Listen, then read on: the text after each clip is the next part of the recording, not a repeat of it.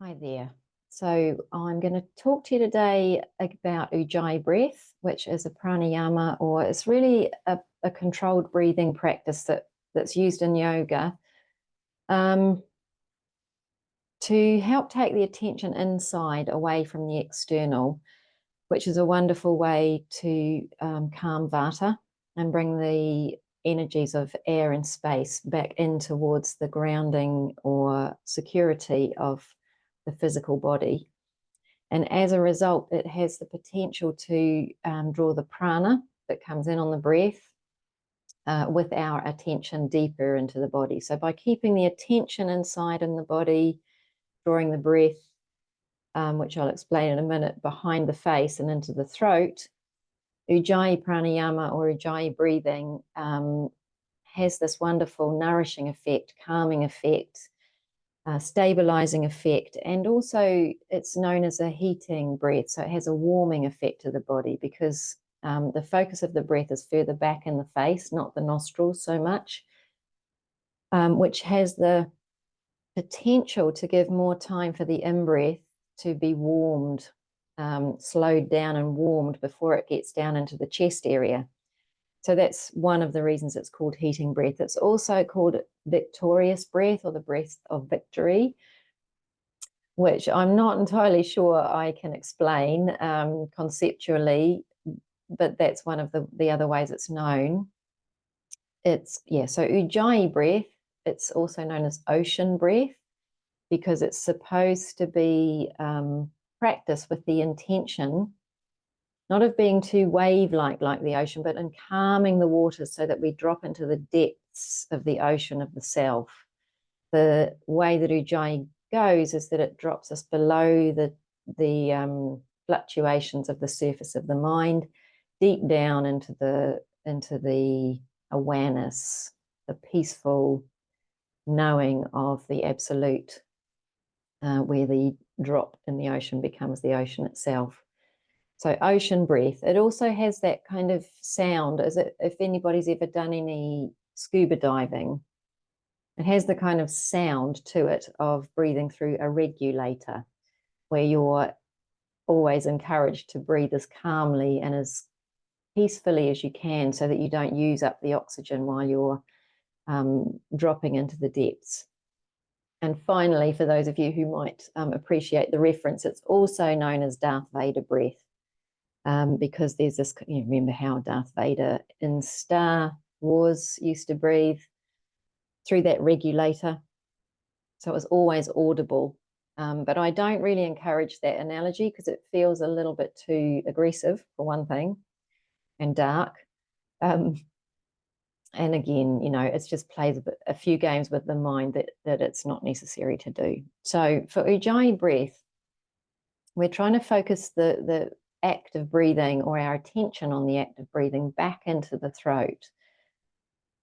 So if you don't know how to do that, one of the techniques that's explained is you can imagine doing a sort of breath onto the window or onto a mirror. There's no voice to the breath, but there is sound, there's intention to the breath. So that ha or sound we make with the lips closed, which softens it, calms it down, but it does have the capacity for the breath to be audible. So the exhalation is out, of course, with that ha sound, and the inhalation, we're trying to mirror it, match it, making a similar sound in the back of the throat as we breathe in. And I'm not sure how much of this you can hear. I'll try and do a couple of breaths with the microphone against my throat and see if that works, but we'll see. Let's try.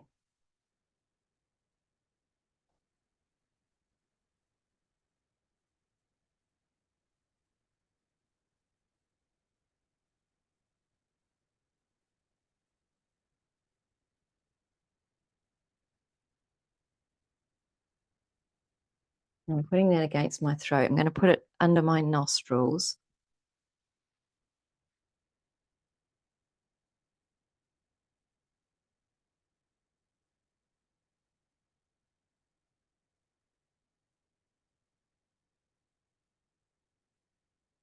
And hopefully you get a sense of what that sounds like. So all I'm doing is slightly restricting the space at the back of my mouth or at the back of my throat to create that noise. And you can't do it wrong. You just have to work with it.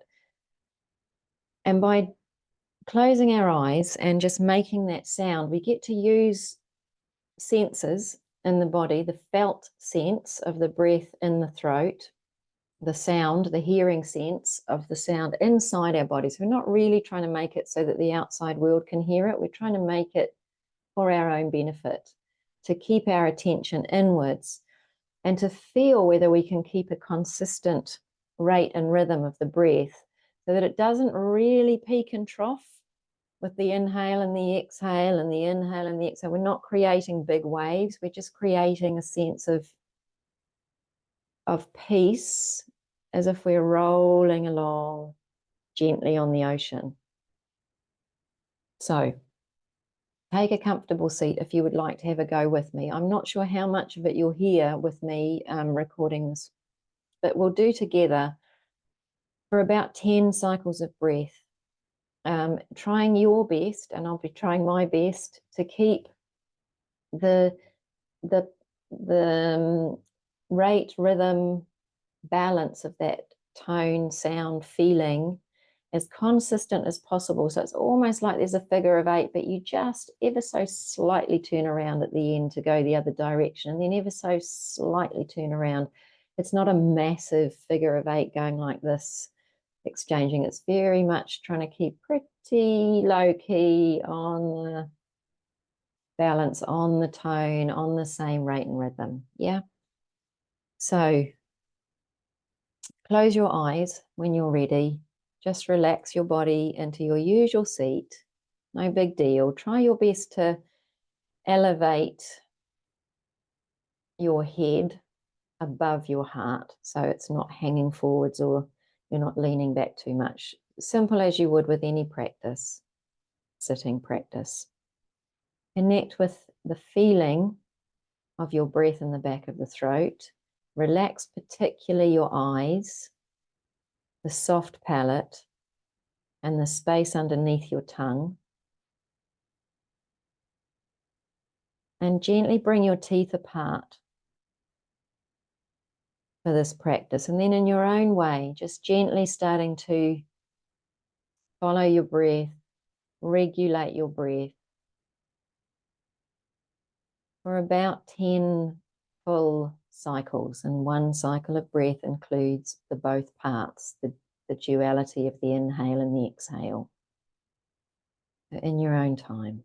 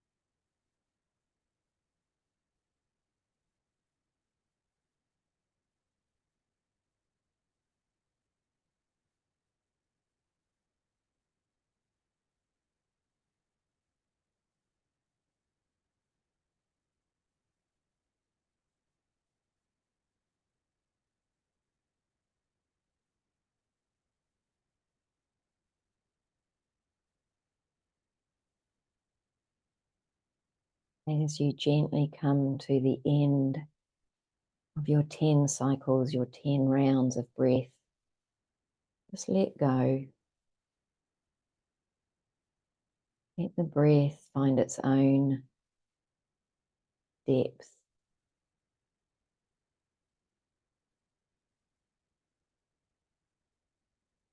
Allow your body and spirit to be carried.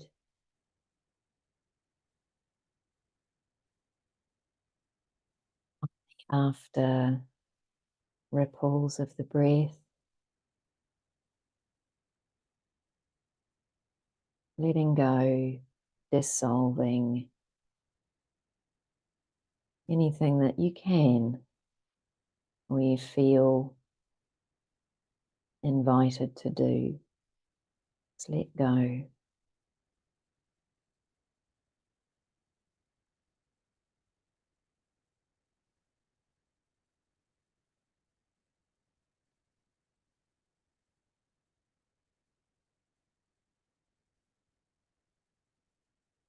Now you can practice Ujjayi breath as a sitting practice, as we've just done together.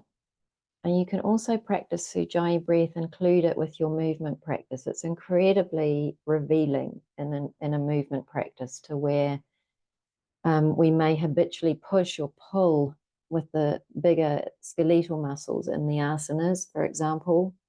It's great to use in a sequence where you're trying to flow, something like sun salutation or moon salutation, or any other just repetitive cycle that you are exploring a range of movements over and over again, because as you practice and get more attuned to the sound and feeling of your Ujjayi, you can highlight and recognize unconscious habits of the muscle memory that you might want to adjust a little bit for. Obviously, observation is the first stage of anything. Whether we do anything about what we see depends on who we are and where we are in the moment, but there's always an opportunity, should we wish to slightly surrender to the breath and see if the breath can help us effect some sense of balance or change or peace in the body. So I wish you joy and warmth from the Ujjayi practice, and any questions, always feel free to get in touch with me, but sending you a very deep bow of gratitude for your time and attention. And I recognize the light in you is the same as the light in me. Namaste. See you soon.